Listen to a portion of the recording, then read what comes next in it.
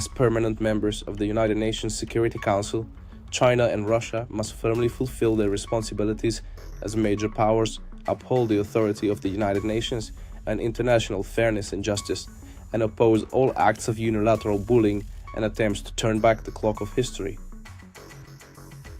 In particular, we must oppose all provocative acts that deny the outcomes of the Second World War or seek to whitewash fascism and militarism, and work together to build a more just and equitable global governance system. The way of righteousness moves with the times. The great cause of China-Russia friendship conforms to the historical trend and the spirit of the times. It will surely move forward steadily and forge ahead, continuously writing new and brilliant chapters. Respected President Putin, dear members of the press, hello. I am very pleased to meet with you all alongside President Putin. This is President Putin's 25th visit to China.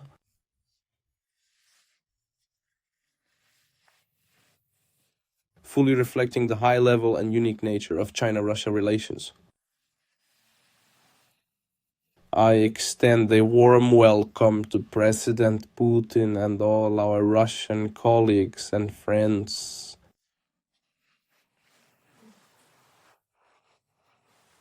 Just now, I held in-depth, friendly and fruitful talks with President Putin, and we conducted strategic communication on a series of major issues. We have jointly signed a joint statement on further strengthening our comprehensive strategic coordination and deepening good neighborly and friendly cooperation. Witnessed the signing of several important bilateral cooperation documents.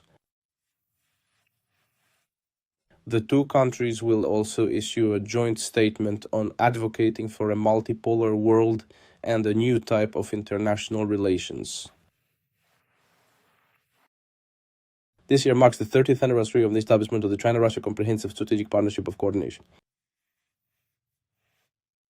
Over the past 30 years, China-Russia relations have weathered storms and kept pace with the times, with the positioning of our ties constantly rising to reach the historic peak of a comprehensive strategic partnership of coordination for a new era,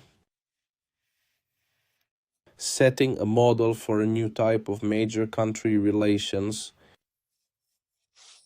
This year also marks the 25th anniversary of the signing of the China-Russia Treaty of Good Neighborliness and Friendly Cooperation. For many years, both countries have consistently adhered to the principles established by this treaty: non-alignment, non-confrontation, and not targeting any third party. Upholding mutual respect, equality, integrity, and win-win cooperation, we have made significant contributions to maintaining international fairness and justice, and to promoting the building of a new type of international relations, and has become a key benchmark in a world undergoing profound changes unseen in a century.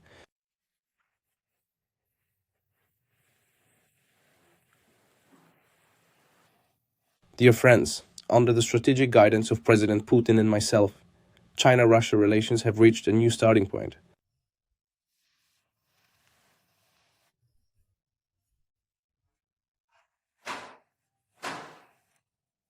Both sides must follow the trend of peace, development, cooperation, and mutual benefit to achieve higher quality development in China-Russia relations.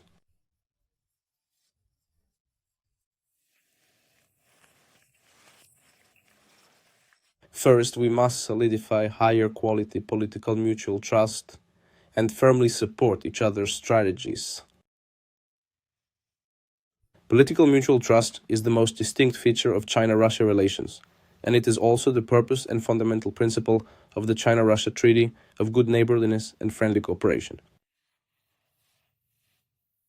President Putin and I have jointly decided to extend this treaty. Both sides must build on the past and open up the future, further firmly support each other on issues concerning core interests and major concerns, continue close strategic communication and exchanges at all levels, and constantly consolidate the foundation of political mutual trust between the two countries. Second, empower higher quality, mutually beneficial cooperation and work together to advance our respective development and revitalization. In recent years, cooperation between China and Russia in various fields has made great strides and achieved many positive results. Bilateral trade volume has exceeded $200 billion for 3 consecutive years. Given the current complex external situation, the nearly 20% growth in bilateral trade over the first 4 months of this year is truly remarkable. Both sides should build on this momentum to deepen the alignment of China's 15th five-year plan with Russia's development strategy through the year 2030. Leverage the role of energy, resources, and connectivity as ballast for our cooperation, and accelerate the cultivation and growth of new drivers of cooperation in the digital economy, artificial intelligence, and technological innovation. Promote the quality and upgrading of mutually beneficial cooperation in all areas, and serve the development and revitalization of both countries. Third, promote higher quality people-to-people bonds and deepen the foundation of lasting friendship between the two nations. With the high-level development of China-Russia relations, people-to-people exchanges have grown closer. Cooperation in education, culture, tourism, and sports is flourishing, and the foundation of youth support for China-Russia friendship has become even more solid. The bond between our peoples is growing ever closer. President Putin and I have decided to hold the 10th national level themed year between our two countries over the next 2 years, the China-Russia Year of Education. Later, we will jointly attend the opening ceremony of the Year of Education. Both sides should take the Year of Education as an opportunity to continuously expand the scale of two-way study abroad programs,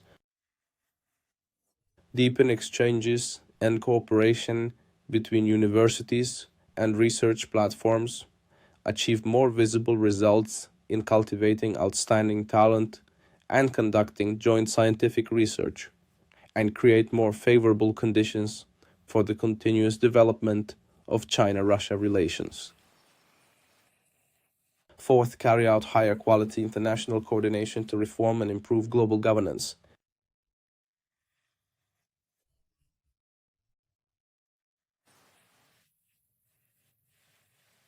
The world today is far from peaceful. Unilateralism and hegemonism are causing grave harm, and the world faces the danger of regressing to the law of the jungle. I have proposed the vision of building a community with a shared future for mankind and 4 global initiatives which have received broad support from the international community, including Russia. As permanent members of the United Nations Security Council, China and Russia must firmly fulfill their responsibilities as major powers, uphold the authority of the United Nations and international fairness and justice, and oppose all acts of unilateral bullying and attempts to turn back the clock of history. In particular, we must oppose all provocative acts that deny the outcomes of the Second World War or seek to whitewash fascism and militarism, and work together to build a more just and equitable global governance system. The way of righteousness moves with the times. The great cause of China-Russia friendship conforms to the historical trend and the spirit of the times. It will surely move forward steadily and forge ahead, continuously writing new and brilliant chapters. Thank you, everyone.